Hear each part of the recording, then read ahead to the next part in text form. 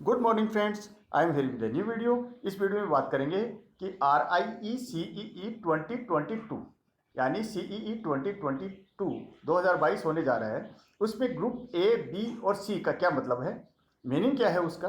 साथ में हम बात करेंगे सिलेबस क्या है और आपको मार्क्स कितने किस प्रकार मिलेंगे, आपके क्वेश्चन कितने आएंगे और अलग अलग जो लैंग्वेज प्रोफिशिएंसी है, टीचिंग एप्टीट्यूड है, उनके कितने कितने क्वेश्चन आएंगे, कितने कितने मार्क्स आएंगे, ये सब बातें हम इसमें करेंगे। तो चलिए शुरू करते हैं। सबसे पहले हम सिलेबस देख लेते हैं। Syllabus for CEE 2022 separate question will B administrate for the following groups. Group A के लिए अलग प्रश्न पत्र बनेगा। किस प्रकार से? ग्रुप ए में होगा BSc BEd, BA BEd, MSc BEd, ये आपके मैसूर में होगी, ठीक है ना। MSc BEd physics chemistry maths में होती है। तो ये तो हो गया RIE मैसूर में, RIEM, ठीक है। और ये BSc BEd है आपको और BA BEd है, ये आपको NERI को छोड़कर सब जगह, RI भोपाल, भुवनेश्वर, RI अजमेर और मैसूर, सब में ये होती है। तो इनका प्रश्न पत्र एक ही बनेगा, BSc BEd का, BA BEड का और MSc BEड का। इसके आधार पर आपकी 3 मेरिट बनेगी, BSc BEd के लिए, BA BEड के लिए और MSc BEड के लिए, सबकी अलग है। ये MSc BEड की मेरिट है वो ऑल इंडिया बेस पे बनेगी, बाकी आपकी रीजनल बेस पे बनेगी। ओके फ्रेंड्स, अब ग्रुप बी पे चलते हैं। तो ग्रुप बी का पेपर होगा वो एक ही आएगा, BA BEd के लिए और BEd प्लस MAd के लिए। ये BEd के लिए भी पेपर वही आएगा, BEd प्लस MAd, जो RIE भोपाल अभी पहले चलता था ऐसा कहते हैं, अब की बार फिर से उन्होंने लॉन्च किया है। तो BEd प्लस MAd करेंगे वो, उनके लिए और BEd दोनों के लिए एक ही पेपर आएगा, ठीक है। तो BEd आपके सभी RIE में होती है, ठीक, NERI में भी होती है और बाकी सभी RI में होती है, और BEd और MAd सिर्फ भोपाल में होती है। तो यहाँ भी ऑल इंडिया मेरिट बनेगी, ठीक है, ऑल इंडिया मेरिट बनेगी। तो ये आप समझ गए होंगे। तो ग्रुप बी के लिए हो गया। तो ये पेपर हो गए। ग्रुप ए का एक पेपर आएगा, सबके लिए एक सा ही आएगा, और ग्रुप बी के लिए दूसरा पेपर आएगा। अब ग्रुप सी के लिए क्या आएगा? ग्रुप सी के लिए बात करें तो ग्रुप सी सिर्फ MAd के लिए ग्रुप सी आएगा। तो ठीक है, MAd के लिए पेपर होगा। तो इनका लेवल क्या क्या होगा ये इसकी बात कर लेते हैं। तो ये 3 प्रकार के पेपर आएंगे। ग्रुप ए में तो 4 ईयर डिग्री कोर्स होगा और एक MSc BEd का 6 ईयर डिग्री कोर्स होगा। ये 6 ईयर होगा, ठीक है, और ये बाकी के 4 ईयर डिग्री कोर्स है, ठीक है। और BEd MAd के लिए, BEd के लिए 2 ईयर है और BEd MAd के लिए 3 ईयर, ठीक है। और MAd के लिए ये 2 ईयर डिग्री कोर्स। समझ गए होंगे आप अच्छी तरह।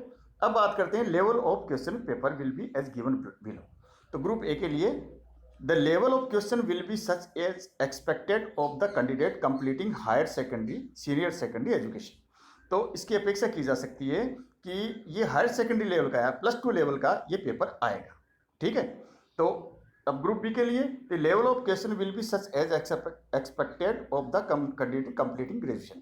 तो ग्रेजुएशन कंप्लीट करने के बाद जो लेवल होता है वो आएगा। लेकिन मैं आपको स्पष्ट कर देता हूँ, क्लियर कर देता हूँ कि इनमें ज़्यादा फर्क नहीं होता है, लगभग सेम होता है, ठीक है ना।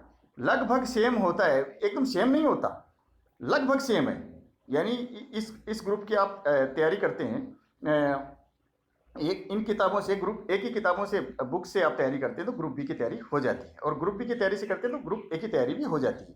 जो एक बच्चे का 2019 में सिलेक्शन हुआ था, तो उसने ग्रुप ए के लिए एग्ज़ाम दिया था और तैयारी किसकी थी, किससे की थी? ग्रुप बी की बुक से तैयारी की थी, ठीक है। बुक्स में आपको पहले मेरा एक वीडियो पड़ा है, आप देख सकते हैं। अगर आप चैनल पे नए हैं तो चैनल को सब्सक्राइब कर लीजिए, जिससे आपको जानकारियाँ मिलती रहें। और मेरे चैनल की प्ले लिस्ट में जाएंगे तो आपको वहाँ पर more than 100 videos teaching aptitude, language proficiency यानी इंग्लिश के और रीजनिंग के वीडियो आपको मिलेंगे। तो आप वहाँ प्ले लिस्ट में जाके हिंदी और इंग्लिश के दोनों वीडियो आप देख सकते हैं, ओके। यानी हिंदी लैंग्वेज में भी है और इंग्लिश लैंग्वेज में भी है। लैंग्वेज प्रोफिशिएंसी तो सिर्फ इंग्लिश में ही। अब करते हैं ग्रुप सी की बात। The level of question will be such as expected of the candidate completing graduation and professional education level. तो इसका लेवल क्या होगा? इसका भी ग्रेजुएशन लेवल है, इसका भी ग्रेजुएशन लेवल है, लेकिन ये चूंकि BEd कर चुके होंगे, ग्रुप सी वाले MAd में जाएंगे तो ये BEd कर चुके होंगे या DLEd कर चुके होंगे, जो भी कर चुके होंगे, तो इनको फिर इस BEd के क्वेश्चन भी इनसे किए जाएंगे। यानी इनका लेवल थोड़ा डिफिकल्टी लेवल अलग होगा। तो आप समझ गए होंगे कि A B C में डिफ़िकल्टी लेवल अलग अलग होगा। ए और बी का लगभग सेम होगा, लगभग समान होगा, समान तो नहीं होगा, लगभग समान होगा। ठीक है, अब आप इसमें बात कर लेते हैं। For all the groups area to be tested are, क्या क्या चेक किया जाएगा? आप लैंग्वेज प्रोफिशिएंसी, ठीक है, और teaching aptitude and attitude, reasoning ability. ठीक है, तो ये 3 चीज़ें आपकी उसमें आएंगी। तो 3 चीज़ों में क्या होगा मैं आपको बता देता हूँ। जो लैंग्वेज प्रोफिशिएंसी है इसमें 20 प्रश्न होंगे, ठीक है ना। तो 20 प्रश्न होंगे, तो ये 40 अंक के होंगे। 20 प्रश्न है वो 40 अंक के होंगे, यानी एक प्रश्न के 2 अंक हैं। और टीचिंग एप्टीट्यूड के 30 प्रश्न होंगे, तो ये 60 अंक हो गए। ठीक है, और रीजनिंग एबिलिटी के इनके भी 30 अंक होंगे, 30 प्रश्न होंगे, तो ये 60 हो गए। तो 80 प्रश्न होंगे टोटल। कितने प्रश्न होंगे? 80 क्वेश्चन होंगे। 20 + 30 + 30 80 क्वेश्चन। और जो मार्क्स कितने होंगे? 60 60 40, यानी ये हो गए 160। टोटल मार्क्स होंगे 160। अब आगे क्या है ये हम बात कर लेते हैं। Number of test items 80, time duration 120 minutes, यानी 2 घंटे का पेपर होगा आपका। 80 क्वेश्चन हैं और 120 मिनट आपको मिलेंगे। Out of 80 questions, language proficiency in English 20 question, teaching aptitude 30 questions and reasoning ability 30 question. ये अपन पहले ही बात कर चुके हैं। Medium of test booklet only in English and Hindi except for language proficiency. इसको ढंग से समझ लीजिए कि टेस्ट बुकलेट का जो मीडियम होगा इंग्लिश भी होगा और हिंदी भी होगा, लेकिन जो लैंग्वेज प्रोफिशिएंसी है ये सिर्फ इंग्लिश में होगी। समझ गए आप? लैंग्वेज प्रोफिशिएंसी का मतलब है सिर्फ इंग्लिश। तो 20 प्रश्न तो इंग्लिश में ही आएंगे लैंग्वेज प्रोफिशिएंसी के। बाकी आपका रीजनिंग है, टीचिंग एप्टीट्यूड है, वो इंग्लिश में भी आएगा और हिंदी में भी आएगा।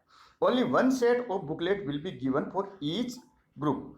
प्रत्येक ग्रुप को सिर्फ एक प्रश्न पत्र का सेट दिया जाएगा। ऐसा नहीं है कि आपको टीचिंग एप्टीट्यूड का अलग प्रश्न पत्र दिया जाएगा, क्वेश्चन पेपर दिया जाएगा, लैंग्वेज का अलग दिया जाएगा। एक पेपर आएगा, उसमें ही 80 प्रश्न आएंगे, तीनों टेस्ट उसी में हो जाएंगे। Correct answers will carry 2 marks each, wrong answers will carry negative marking of -0.5 marks each and questions unattempted will be carry no marks. तो यहाँ इसको ढंग से समझ लीजिए कि आपने सही प्रश्न कर दिया, राइट आंसर है तो आपको 2 अंक आपको मिल गए। आपका रॉन्ग आंसर है तो आपको -0.5, यानी 1/4 अंक आपके कट गए।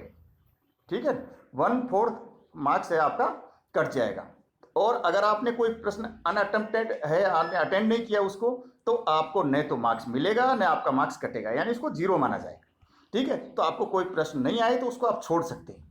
ठीक है ना, और आपको 50-50 है तो आप तुक्का लगा सकते हैं। अब सिलेबस देख लीजिए।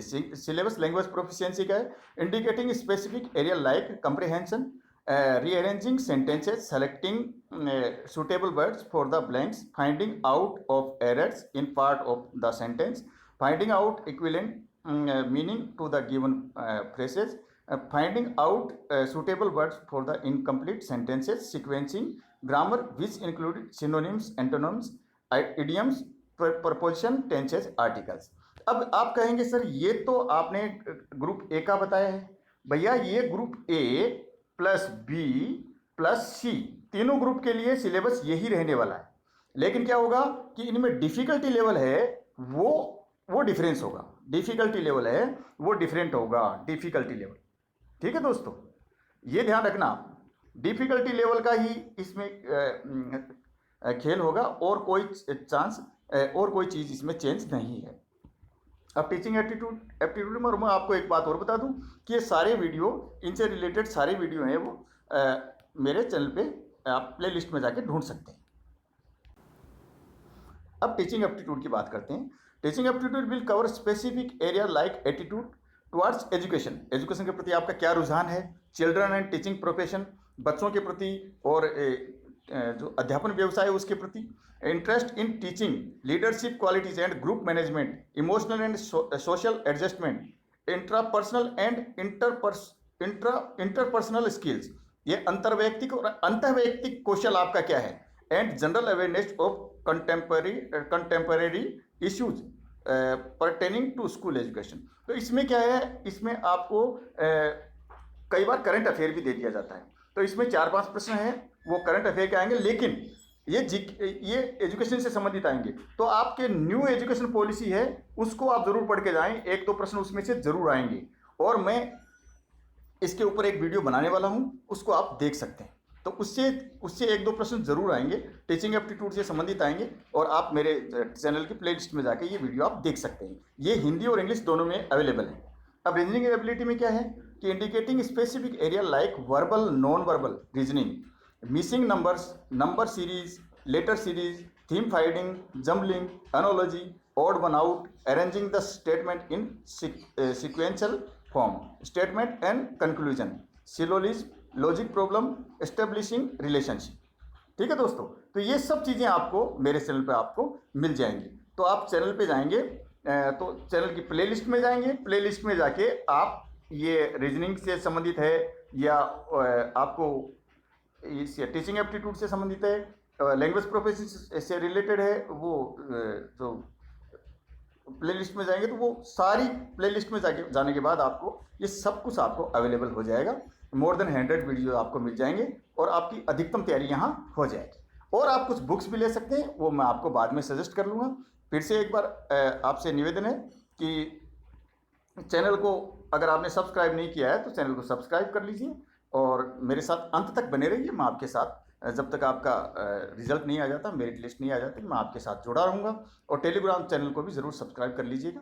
ओके फ्रेंड्स, धन्यवाद, नमस्कार, जय हिंद।